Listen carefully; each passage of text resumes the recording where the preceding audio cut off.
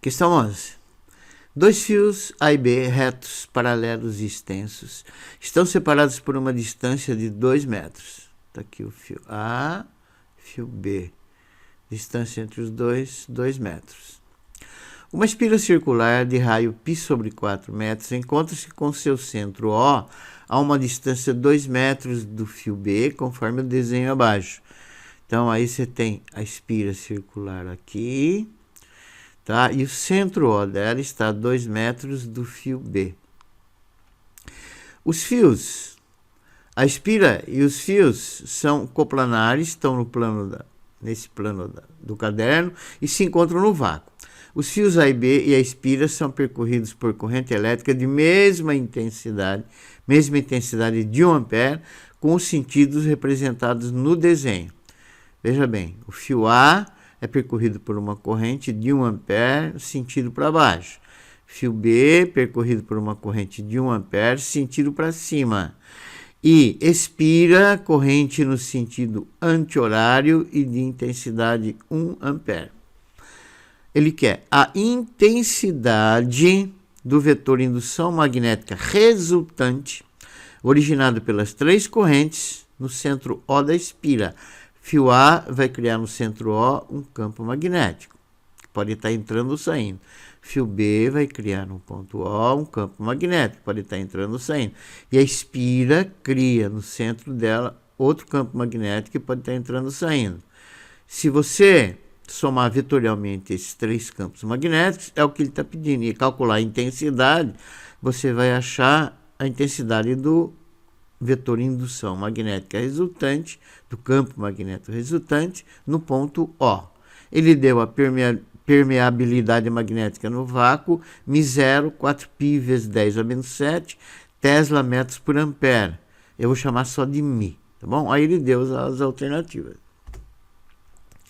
Primeira coisa, cálculo do campo magnético originado por um condutor retilíneo, reto, extenso.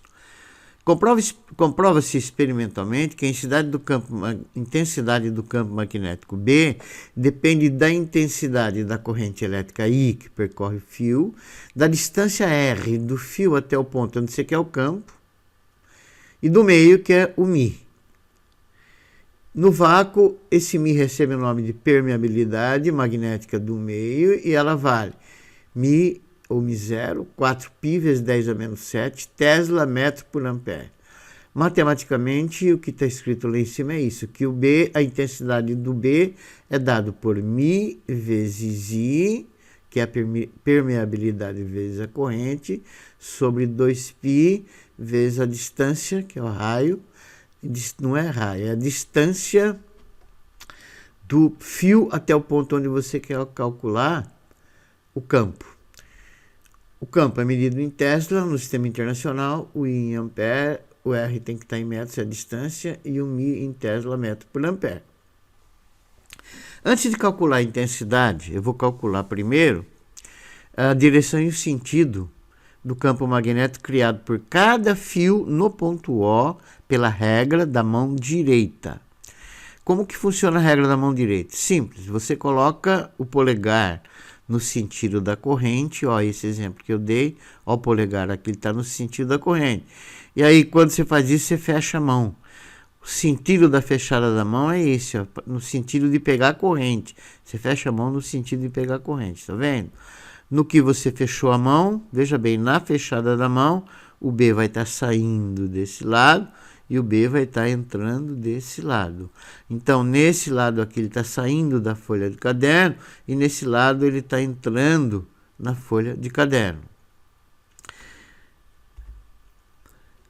Vamos então calcular o B no ponto O, o sentido do ponto B, sentido do campo magnético B no ponto O, criado pela corrente I do fio A. Então, você põe o polegar no sentido da corrente para baixo e fecha a mão. Se você colocar o polegar no sentido da corrente, tá? O polegar para baixo, mão direita, fechar a mão, você vai ver que no sentido da fechada da mão, o campo aqui vai estar saindo em ponto B, tá? A mão vai dar a volta lá por trás e chegar aqui no ponto B, o campo vai estar saindo. Então, no fio A, pela regra da mão direita, ele vai criar um campo magnético saindo no ponto O. Já o fio B, que a corrente está para cima, então se você colocar o polegar no sentido da corrente e fechar a mão, no sentido da fechada da mão, veja bem, ela vai estar entrando aqui no ponto O. A mão vai dar a volta por aqui e vai entrar no ponto O. Então, pela regra da mão direita, o campo criado por B em O vai estar entrando. Quanto que vale a intensidade de cada um? Primeiro, do campo magnético criado por O, a 4 metros do fio A. Pode ver no desenho original que o ponto O está aqui, ó. O fio A, ele vai estar 4 metros do fio A, ó, 2 mais 2. Jogando na fórmula, o campo BA eu chamei, tá?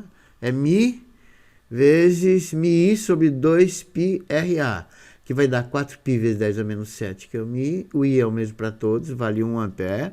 2π vezes a distância, que é 4 metros. Efetuei os cálculos. Então, a intensidade do campo magnético no ponto A vai ser meio vezes 10 a menos 7 Tesla. E pela regra da mão direita nós já vimos, ele vai estar saindo de O. O fio B, a intensidade do fio B. Veja, o fio B está a 2 metros do ponto O. Jogando na fórmula, você vai ter Mi, 4 vezes 10 a menos 7, a corrente é a mesma, 1 ampere, 2π e a distância agora é 2 metros. Aí eu fiz os cálculos, o campo magnético criado no ponto O pelo fio B vale 1 vezes 10 a menos 7 Tesla. E pela regra da mão direita, já vimos, ele vai estar entrando em O. Agora vamos calcular o campo magnético gerado por uma espira circular de raio R em seu centro. Ele é fornecido por essa expressão. B é igual a Mi vezes I sobre 2R. R é o raio da espira e Mi e o I é a corrente que percorre ela. A direção e o sentido de B no centro da espira também é dado pela regra da mão direita. Como é que você faz então? Mesma coisa, veja, o sentido da corrente é no horário. Então você coloca o polegar no sentido da corrente e fecha a mão. No sentido da fechada da mão, faça isso. Veja, no sentido da fechada da mão, no ponto O, que é o centro da espira, o B vai estar saindo. Então, a espira cria no centro dela, no ponto B, um campo magnético que está saindo do ponto O. Tá? Então tem direção perpendicular ao plano da figura, ao plano, e está saindo da folha de caderno. A intensidade dele, pode ver que o raio é π sobre 4 metros, é dado por MI sobre 2R. Tá? O Mi é 4π vezes 10 a menos 7, o I é 1, 2π sobre 4, que é o valor do raio, que é dado. Está aqui, ó. A fórmula é 2R, então é 2 vezes π sobre 4, que é o R. Portanto, o campo criado pela espira vai ser 4π vezes 10 a menos 7 vezes 4 sobre 2π, que vai dar 8 vezes 10 a menos 7 Tesla. Então, a espira cria no ponto O, localizado no centro dela, um campo de intensidade 8 vezes 10 a menos 7 Tesla, e pela regra da mão direita, saindo de O. Agora, por último, nós vamos calcular a intensidade do campo magnético resultante em O. Então, em O, nós temos 3 campos magnéticos, tá? Que vale, primeiro, criado pelo fio A, vale meio vezes 10 a menos 7 Tesla saindo. Criado pelo fio B, vale menos porque está entrando sentido contrário. 10 a menos 7 Tesla e da espira, 8 vezes 10 a menos 7 saindo. Somando algebricamente isso, vai dar um campo magnético resultante de 7,5 vezes 10 a menos 7 Tesla. A alternativa é a D. E no caso, eu coloquei um sinal de menos aqui, porque a gente estabeleceu, por exemplo, que se está saindo, o sentido é positivo, está entrando é negativo. Poderia ser o contrário, o que não altera o resultado. Portanto, a alternativa correta é a D de dado. Questão 12, última, é sobre hidrostática, princípio de Arquimedes. É uma questão simples. Um cubo maciço e homogêneo, com 40 centímetros de aresta, então todos os lados têm 40 centímetros, está em equilíbrio estático flutuando em uma piscina. Ele está parado, flutuando em uma piscina, com parte de seu volume submerso, imerso, conforme o desenho abaixo. Então está aqui o desenho, tá? Esse cubo tem 40 por 40 por 40, está nessa situação aqui, e 32 centímetros está imerso. A altura de 32 centímetros está imerso. Sabendo que a densidade da água é 1 grama por centímetro cúbico e a distância entre o fundo do cubo, a face totalmente submersa, e a superfície da água é de 32 centímetros, então qual vai ser a densidade do cubo? E aí ele deu as alternativas. Veja bem, como o cubo está em equilíbrio estático, está em repouso, e sobre ele agem duas forças, está o peso vertical e para baixo.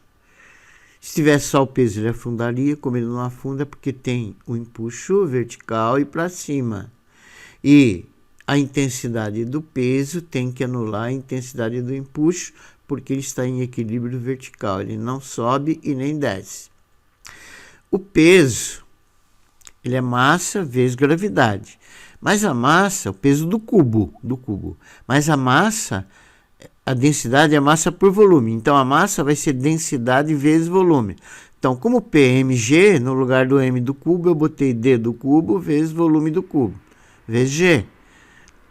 O empuxo, ele mede o volume, o peso do volume do líquido deslocado. Então, trata-se agora do líquido. Então, ele é a densidade da água, no caso do líquido da água, vezes o volume deslocado, que é o volume imerso, vezes G. Acontece que o volume do cubo, ele é a área da base vezes a altura.